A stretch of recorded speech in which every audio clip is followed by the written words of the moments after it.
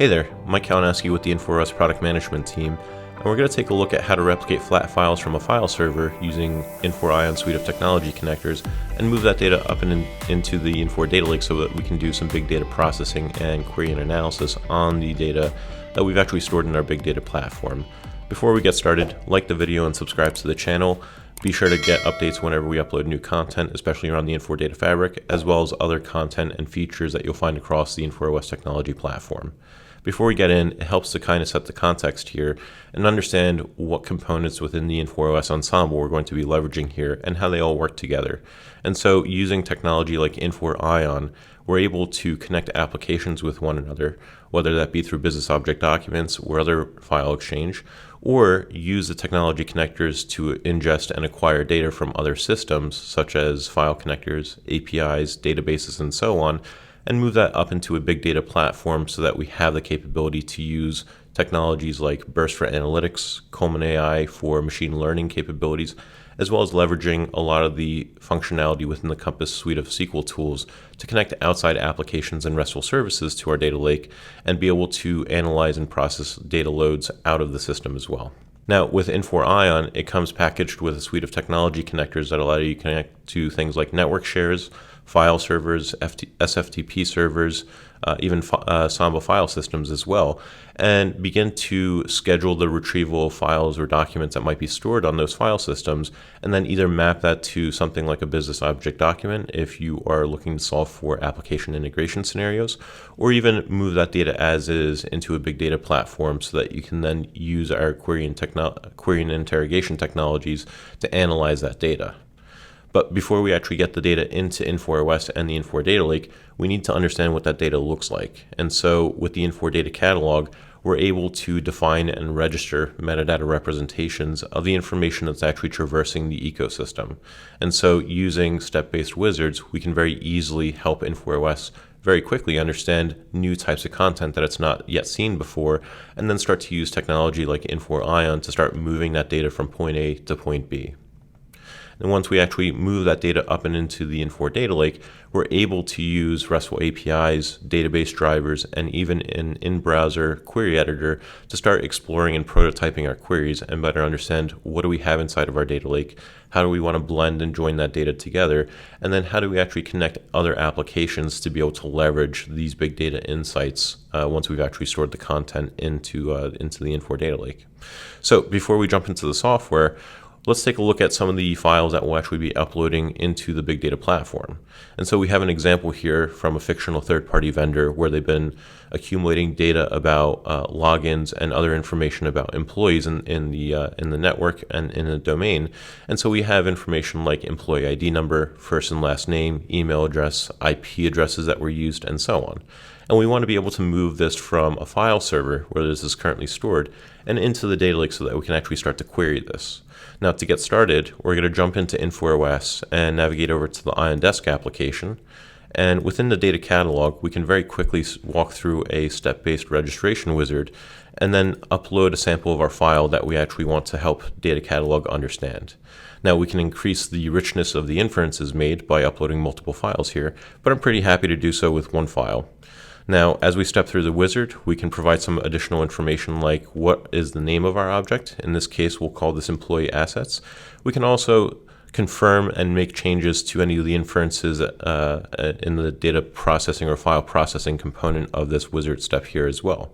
So if we had additional column header lines, we can certainly change or define that and tailor that to our particular file that we're actually going to be moving over here.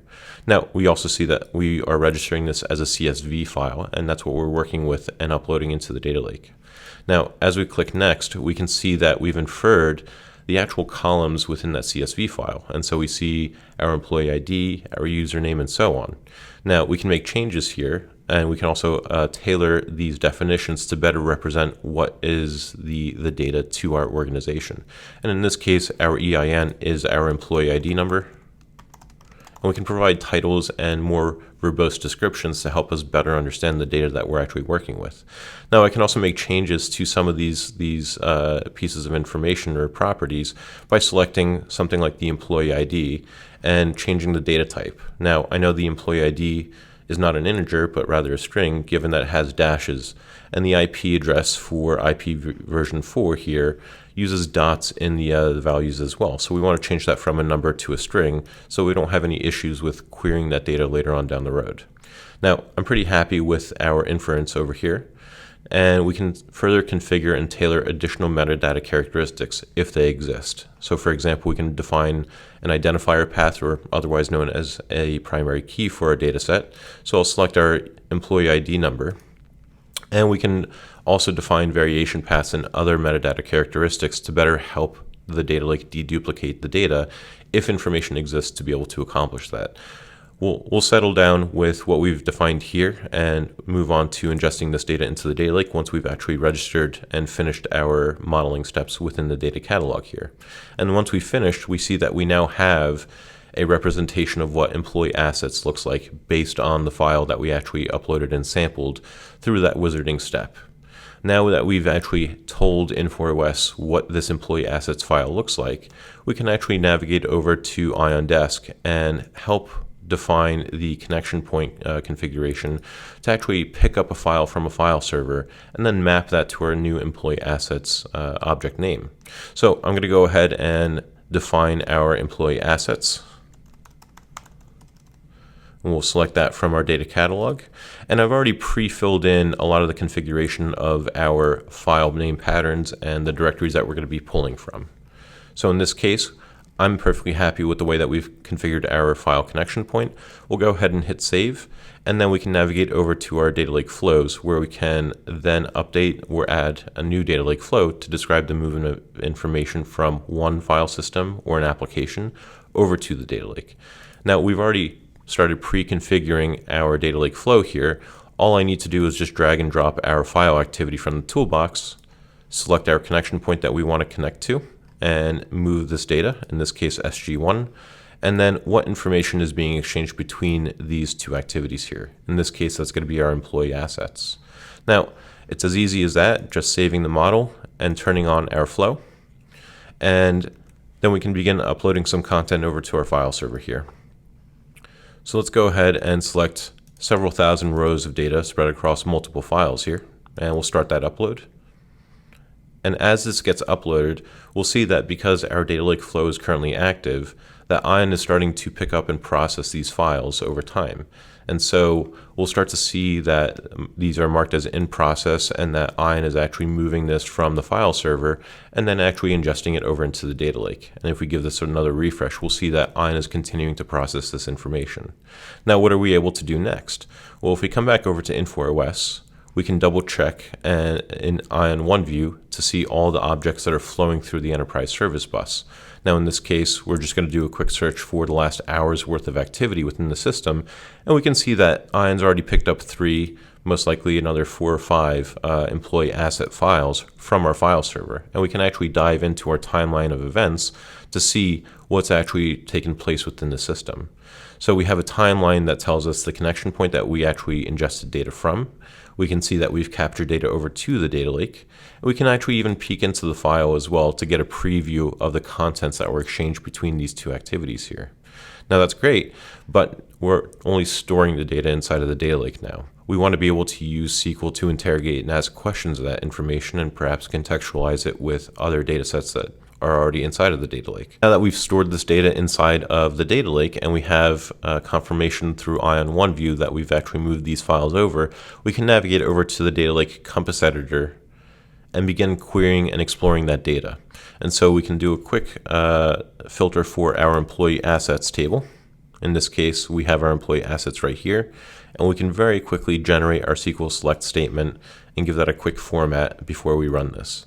And what we'll see is that the data lake is now able to start retrieving information in a relational interface and consumable format that you can start to interrogate and filter on or join these tables to other contents within the data lake, be it CSV files, JSON files, or what have you. So, for example, we could certainly start filtering for additional information about employee ID number 1, and use the Compass SQL toolset to be able to develop arbitrarily complex queries, and then start exploring more information about this data set.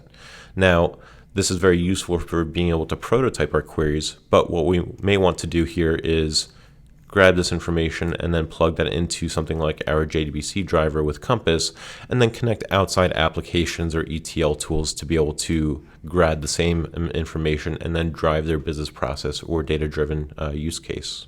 And that's all it takes to actually ingest data from a file server and then move that information up into the data lake. Now, for more information, be sure to join our community forums at community.infor.com, as well as subscribing to our Infor OS YouTube channel, where you can learn more about the Infor Data Fabric, as well as other components and features of the Infor OS technology platform.